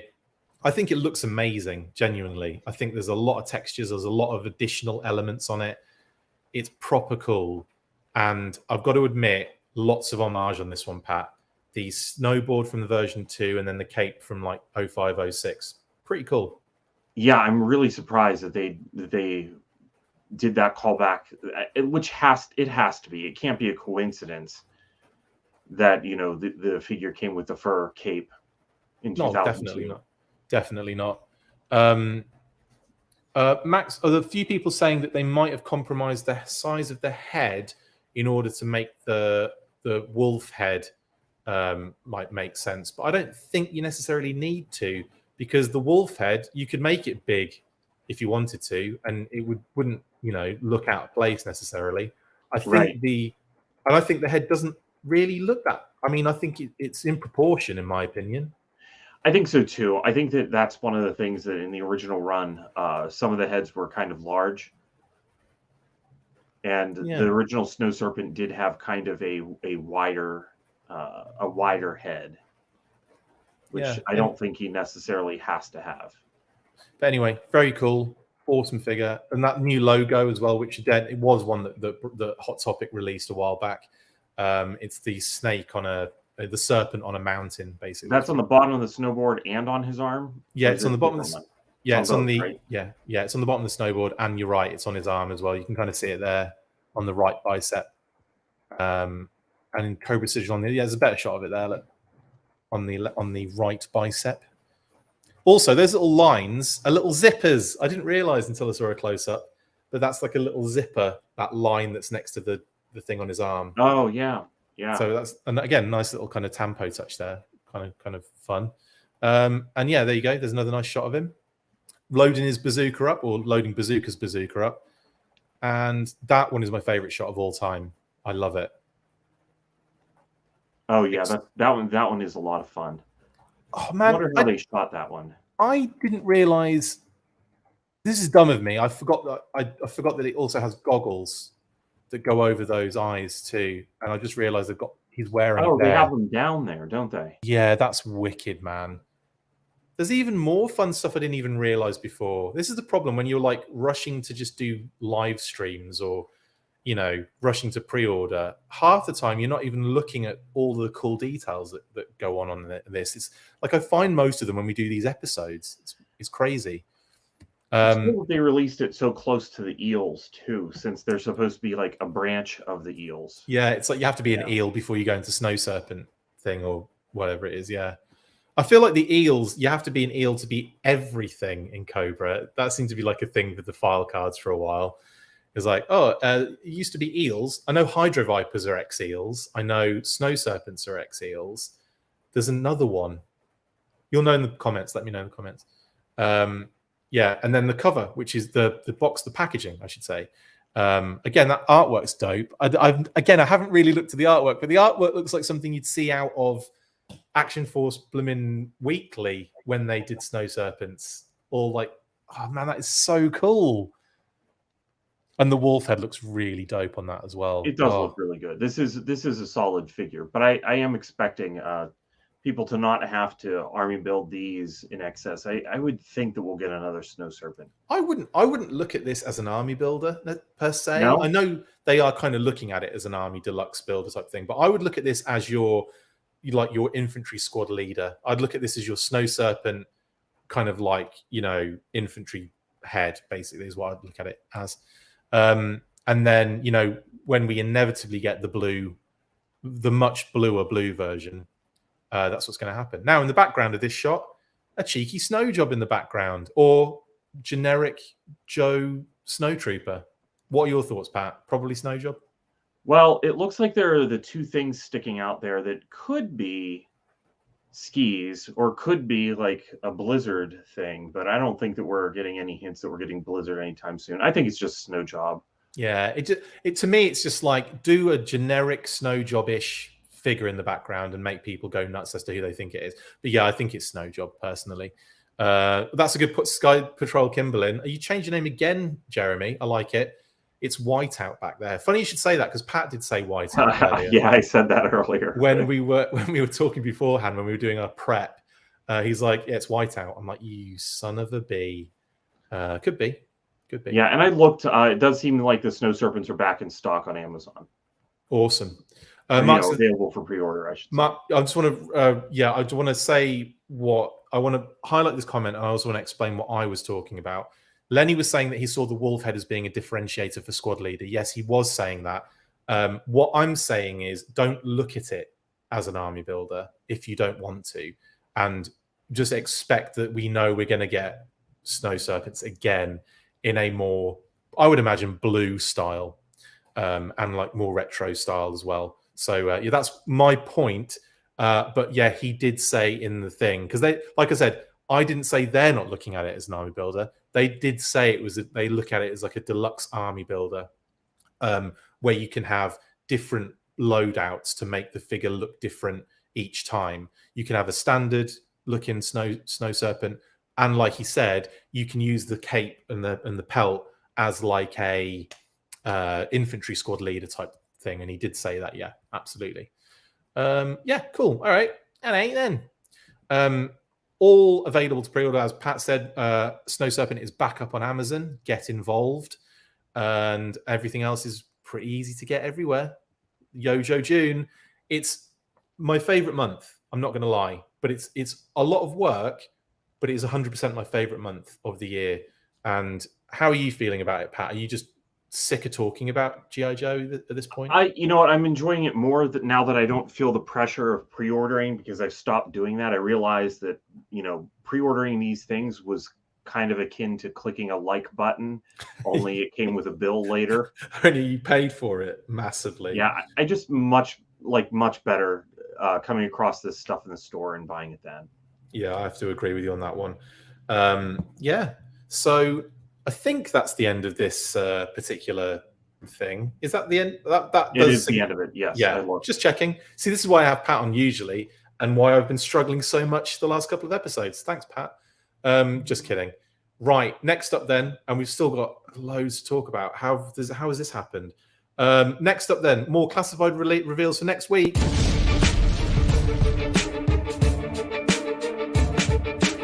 Here we go again. Yes, it would appear as though the latest classified pre-order listings have leaked, and it's pretty much what we had anticipated. As we speculated last week, Firefly and the Crimson Viper were pretty much nailed on thanks to being some of the final digital render reveals we had seen, with the third listing still outstanding. A number of sources started releasing the info online, with Nunchuck as the third and final pre-order we had been waiting for. I have to say it's a shame that this information does get out before the events, but in this day and age it's to be expected. Hopefully the images won't leak before Wednesday and we can all be surprised on the actual day. I don't fully believe my own words there.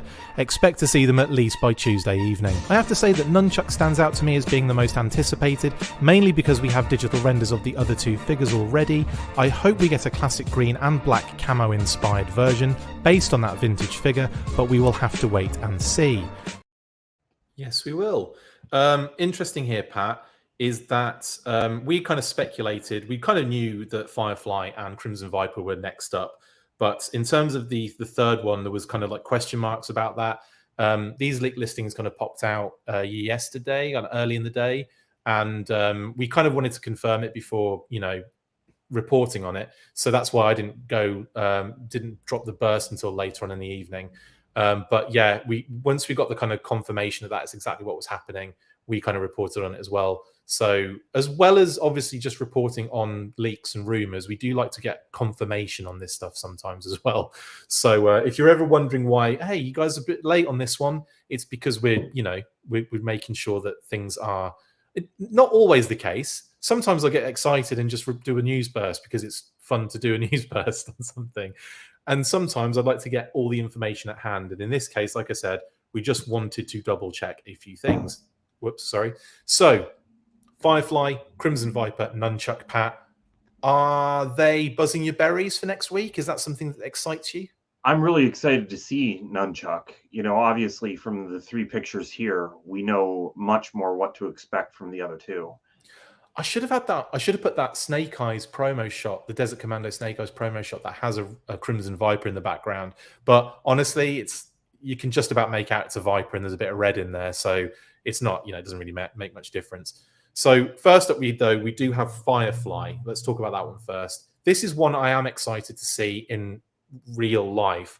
And I've got a funny feeling this is going to be the one that's like, wow, when I see it. Because in the similar way that Grunt hit me, I've got a funny feeling Firefly is going to hit me in a similar way. Yeah, this is one of the ones that I think is a sure winner. And I really want to see how well this figure pairs with the existing Firefly. Like, what happens when you start swapping parts or gear or nice between them, because I think that should be possible. Oh yeah, totally. And you could end up with some, like, I don't know. Firefly to me has always been one of those ones that he just should have a ton of equipment, and releasing multiple figures, each with a decent loadout, is the way that I would like to see that happen. I've just thought about this, but I would love to see this repainted in Arctic deco, like the 3-pack that we got in 98. Yeah, because how awesome would it be to have an Arctic Firefly with, again, loads more new gear to go with? That's true, but I would like the 1990s Firefly in green with a big buzzsaw that you whip and comes with. Not really. I don't need that part of it, but I do like the other. It was probably in the minority whenever I really enjoyed the later issues of the comic that included the new backstory for Firefly. I loved that stuff.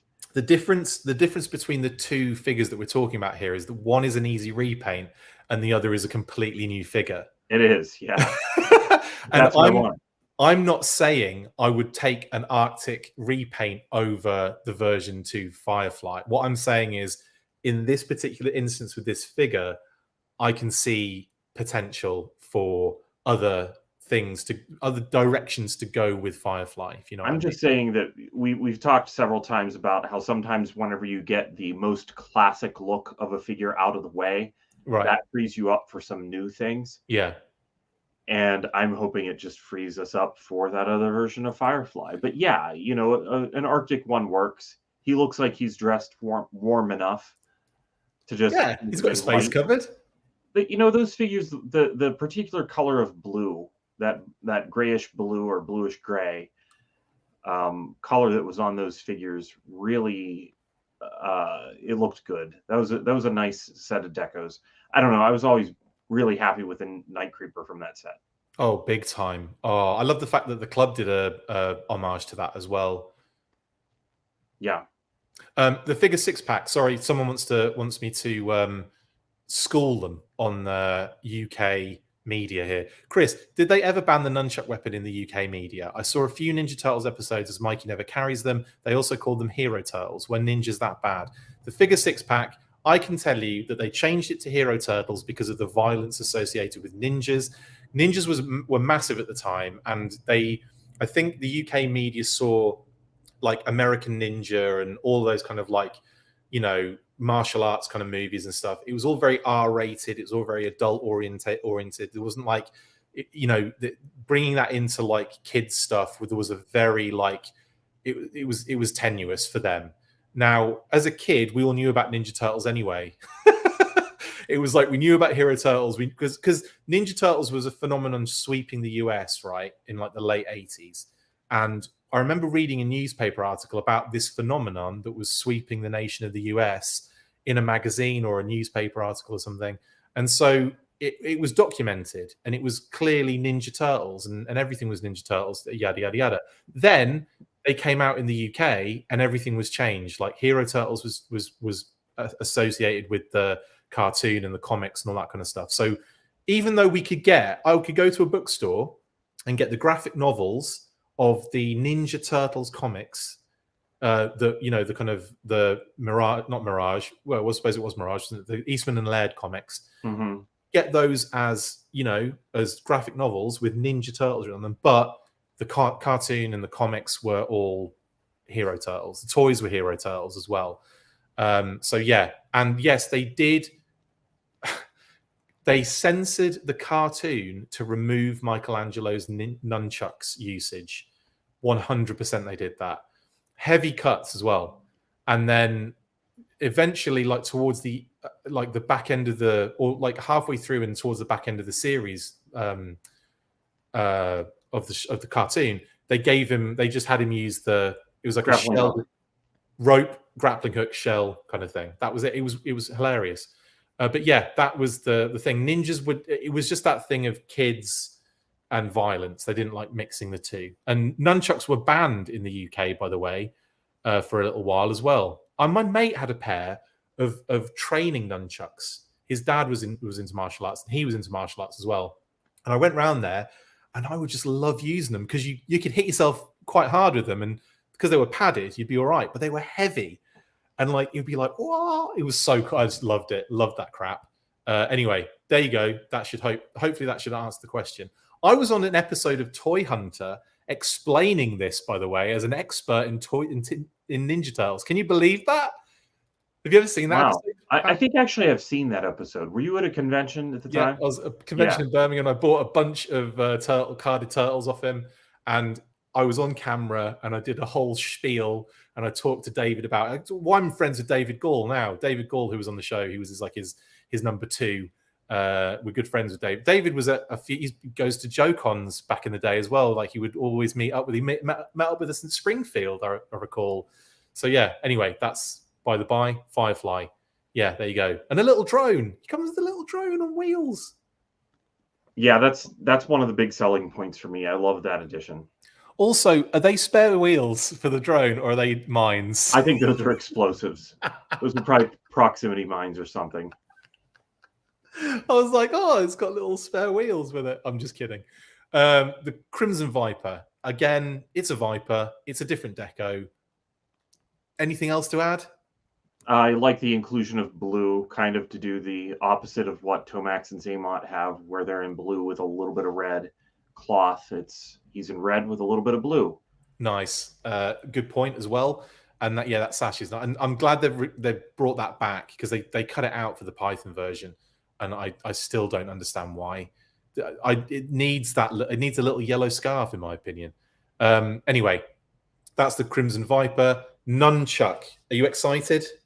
I'm really looking forward to seeing what happens here, because there was also that canceled nunchuck from the Amazon 4-pack that would have come out around the time of Retaliation that would have been a really awesome figure. So there's a lot that they could do with nunchuck. I think that he's not entirely a blank slate. I want to see it, that camo pattern in green, and the cloth behind his mask. I think those are kind of the key parts for him, and he probably should include some nunchucks. Other than that, I think that I'm curious to see what they do with them. Yeah, I'm very excited for this figure. I think I can kind of you can kind of guess it's going to be like, some of it's going to be military-esque style like upper legs, and maybe like the torso and then the upper arms, and then it's going to merge into like ninja aspects and stuff like that, with like the way the kind of hands wraps and the leg wraps are done. I hope they do the sneakers as well on him, because I love that aspect. And then, of course, the headdress, which I imagine is going to be very similar to Dusty's kind of style. But anyway, yeah, Nunchuck, very excited for that. Is that everything, Pat, on this one? Yeah, I think that's it. All right, next. Sorry, we've really got to motor through. I apologize. Looking forward to Nunchuck next week, 28th. Pre-orders, you know it's going to happen. Finally.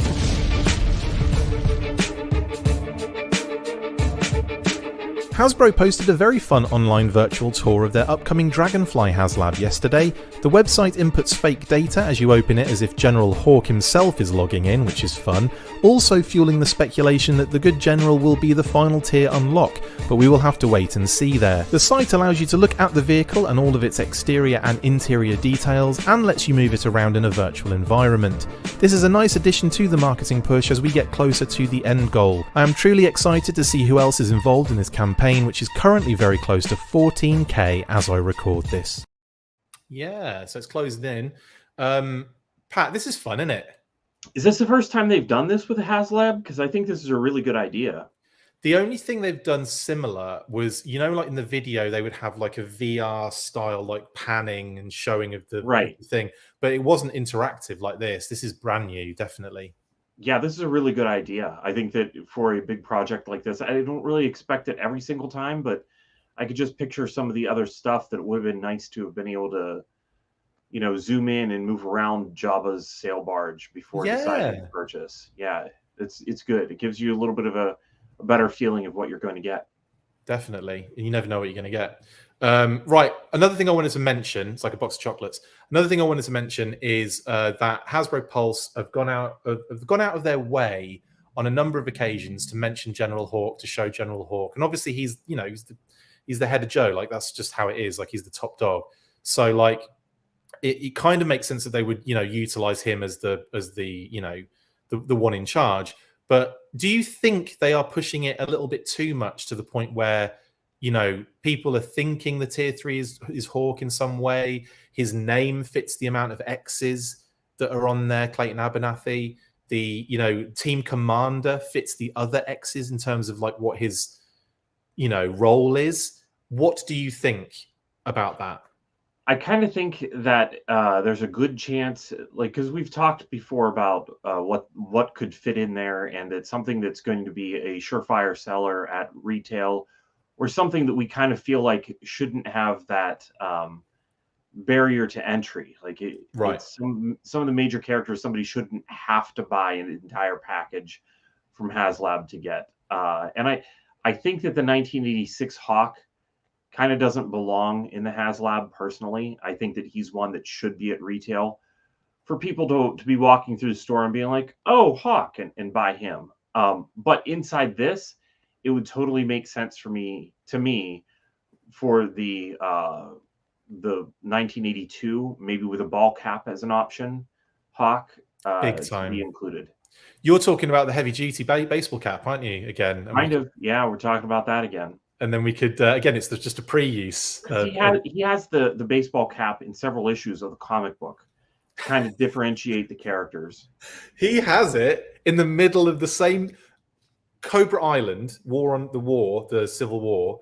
In that storyline, one issue, he's wearing his version 2 gear, and then the thing happens towards the end where he's fighting the Dreadnoks, and then the next issue he's in a completely different outfit with the baseball cap.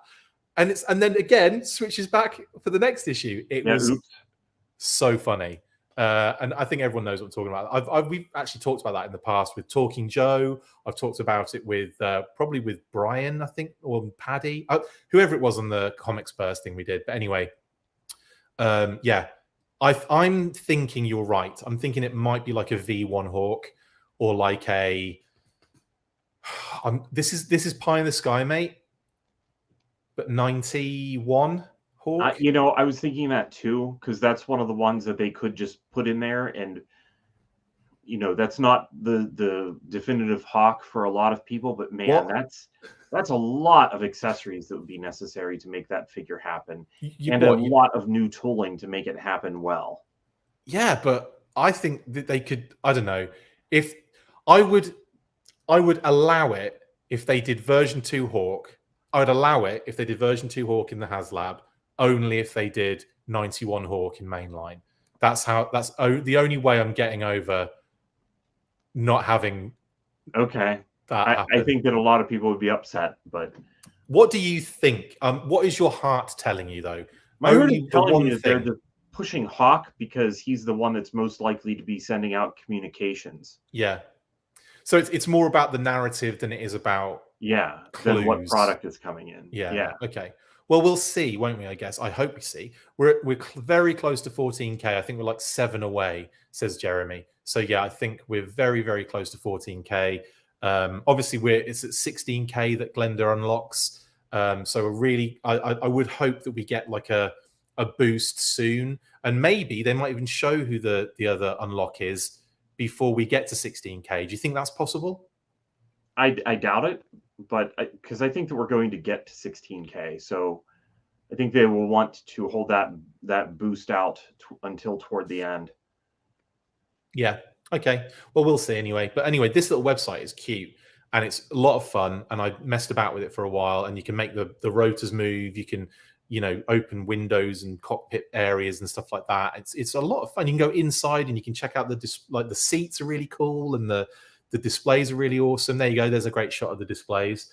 It's a lot of fun actually. And in actual fact, I zoomed in and out and went through the entire body of the thing and saw like the internal mechanism, the internal like build and how it's connected. Oh, really? Yeah, like it's like effective. I'm definitely gonna have to play around with this then. It's nuts, man. It's nuts. And I did it by zooming like literally through, like being in the cockpit area and then zooming back, and I just cut all the way through the whole helicopter. And it was like, this is so weird. But anyway, yeah, definitely worth checking out.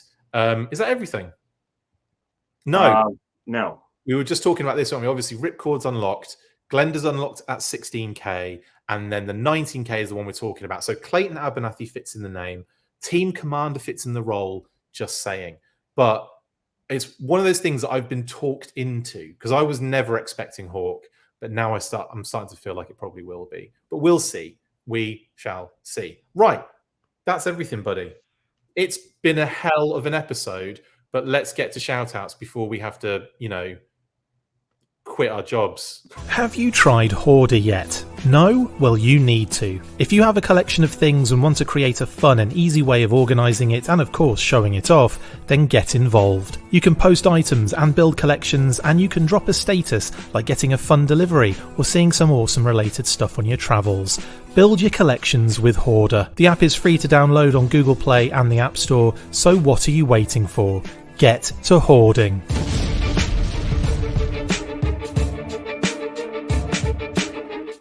Right, shout outs. Bullhorn, hilarious, perfect. Yeah, there he is. There he is with his bullhorn gun. Anyway, who you doing, buddy? Go first. Of course, as always, Philip. That's my shout out. I had a lot of shout outs last week. I missed those. I didn't. So I appreciate you doing them for me. I did all of them. And I did them in your style. I didn't at all. I did it in my style. Also, to the fam, the whole fam, UK, US, Kate, Phoebes, all of you guys, love you very much. It was Father's Day last weekend, I want to say. So shout out to dads, 3 of them on that screen, blimey, to Drew, Kent, Dad, all the dads, to everybody. I hope you had a great Father's Day, and shout out to the moms as well, even though, just shout out to everybody. Shout out. Brian Sauer for our wonderful graphics, buddy. Our amazing wetsuit graphics. Absolutely love them. This is the summer now, so we're all splashing around. That's what we're thinking. And also a massive shout out to Disassembly Required, which has been announced for November 3rd and 4th at Hy-Vee Hall, downtown Des Moines, again in Iowa. It's the 12th annual show. And of course, you can check all the information out on Codename Iowa on their Facebook page. Links in the description. Are you excited for another Assembly Required, Pat?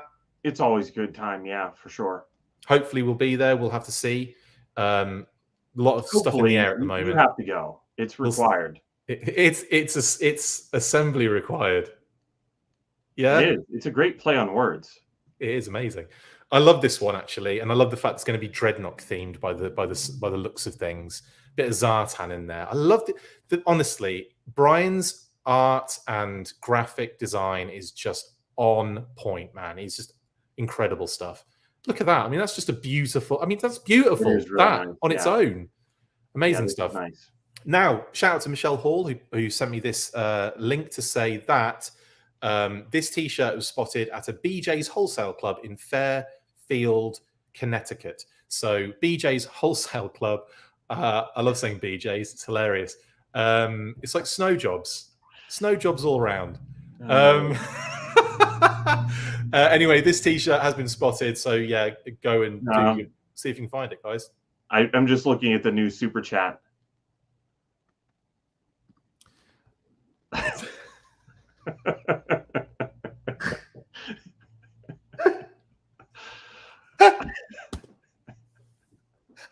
That's amazing.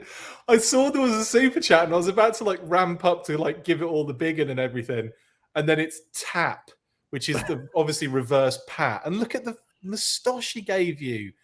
That's amazing. Thank you so much for the super chat, Tap. Am I coming through? I updated to a 28.8K dial-up connection for my Commodore 64. Brilliant. Absolutely. So many in-jokes on there. I love it. Thank you, whoever you are. Thank you very much. Like I said, shout out to Michelle Hall for showing us this T-shirt, by the way. Thank you, Michelle. You're also in the comments as well, so thank you very much. I'm sure you're watching. Now, Cold Slither. It's now a mouse pad. So the artwork for the enamels pin set has now been turned into a mouse pad. You can check that out on Icon Heroes, of course. And the artist turned out to be Lee Kosa. So Lee Kosa Art, he's going to be at SDCC and he's going to be signing at booth 1605. So you can check. He's going to be signing things like that, I imagine, as well. So it's great artwork, and we really love what he's done with the Cold Slither team there as well for the enamel pins for Icon Heroes. So yeah, there you go. That's all the info for that. Massive celebratory shout outs to Bob Brechin, Brian Hickey for funding successfully and then some their awesome My Palitoy storybook. Obviously, this is one that I so close to my heart, and I'm so happy that it funded. Massive thank you to everyone that pledged. And also, massive shout out to Skeletron, who they basically matched the last 24 hours. They matched every pledge. So by doing that, got it over the line. So happy this made it. So happy it funded. Massive thank you to Ben and the team at Skeletron as well. Also, in addition to Skeletron and Ben, they sent me a test pressing for the vinyl that's coming. That's going to be out soon. That's going to be out eventually. We'll get to that in a second. But it sounds amazing. I'm on a track there with Word Burglar, so I produced the RoboSkull track on there, which is I get to drive it. And obviously Cosmic Orphan are on the other side as well. So shout out to Cosmic Orphan and shout out to Word Burglar. Very excited and so happy to get this test pressing. You have no idea how long I've waited to have my music on vinyl, and it's going to happen this way. So happy. I almost cried then. And also a big shout out to Skeletron. They did give us an update. There's a little bit of delays happening. So what they've done is they've broken up, and if you are a backer, you can check out your emails, by the way, but they've broken up their delivery phases into those phases, as you can see. So the Assassin Skeledrones has happened. That's already happened. Fall, they're looking at delivering on Retro O-Ring Skeletron Wolf Trooper, 4-inch Marauder Wolf Trooper, 4-inch Marauder Gaia Wolf, and the Robo Skull vinyl record. So that'll be in the fall of this year. Then in the winter, phase C, it's going to be the vehicle with the 4-inch Marauder Blood Wolf Pilot, the Mark II vehicle with the Red Weasel, the Mark II Elite Flight Stand, the Heavy Metal Armor, and the 4-inch Jungle Wolf Trooper. So that'll be in the winter. And then in spring, going into next year, the rest of those figures and the book will finally come through. So even though there's a lot of delays happening, they're not holding back here. They are going to get us stuff as they can. Are you happy with that, Pat, by the way? Yeah. I'm surprised. I expected to get everything in one bulk shipping. Yeah, so at least, in this way, we don't have to wait till spring. We're going to be getting stuff filtering through, which I think is actually probably the best way of doing it. And also, there's so much stuff in this blimmin' campaign that I feel like they have to do this. Thank you, Zartan, for the awesome super chat. I still have a trunk full of Cold Slither shirts and cassettes with our hit single. Might be meet me behind the old Kmart if you want to buy something. I don't know if anybody wants to meet you behind a Kmart, mate.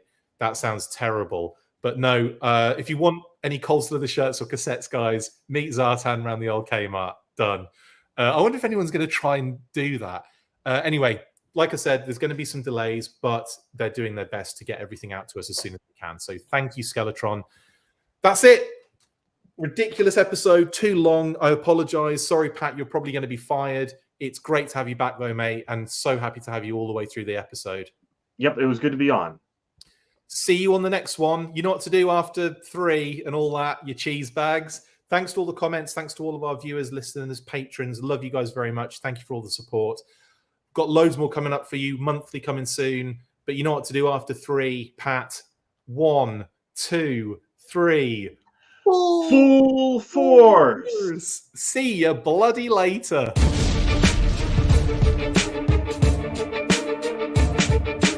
Make sure you get involved with the discussion by liking, sharing and commenting on these videos, and as always you can keep up with the show after listening by following on Twitter @TheFullForce, liking the Facebook page facebook.com/TheFullForce, and if you would like to contact the show you can message us on either of those platforms with feedback and questions. We also have a Patreon page, so if you want to show your support for the show, see your name up in lights on these videos, or enjoy exclusive bonus content, then check out patreon.com/TheFullForce podcast, or click on the link on any of the posts this podcast appears in. Full Force.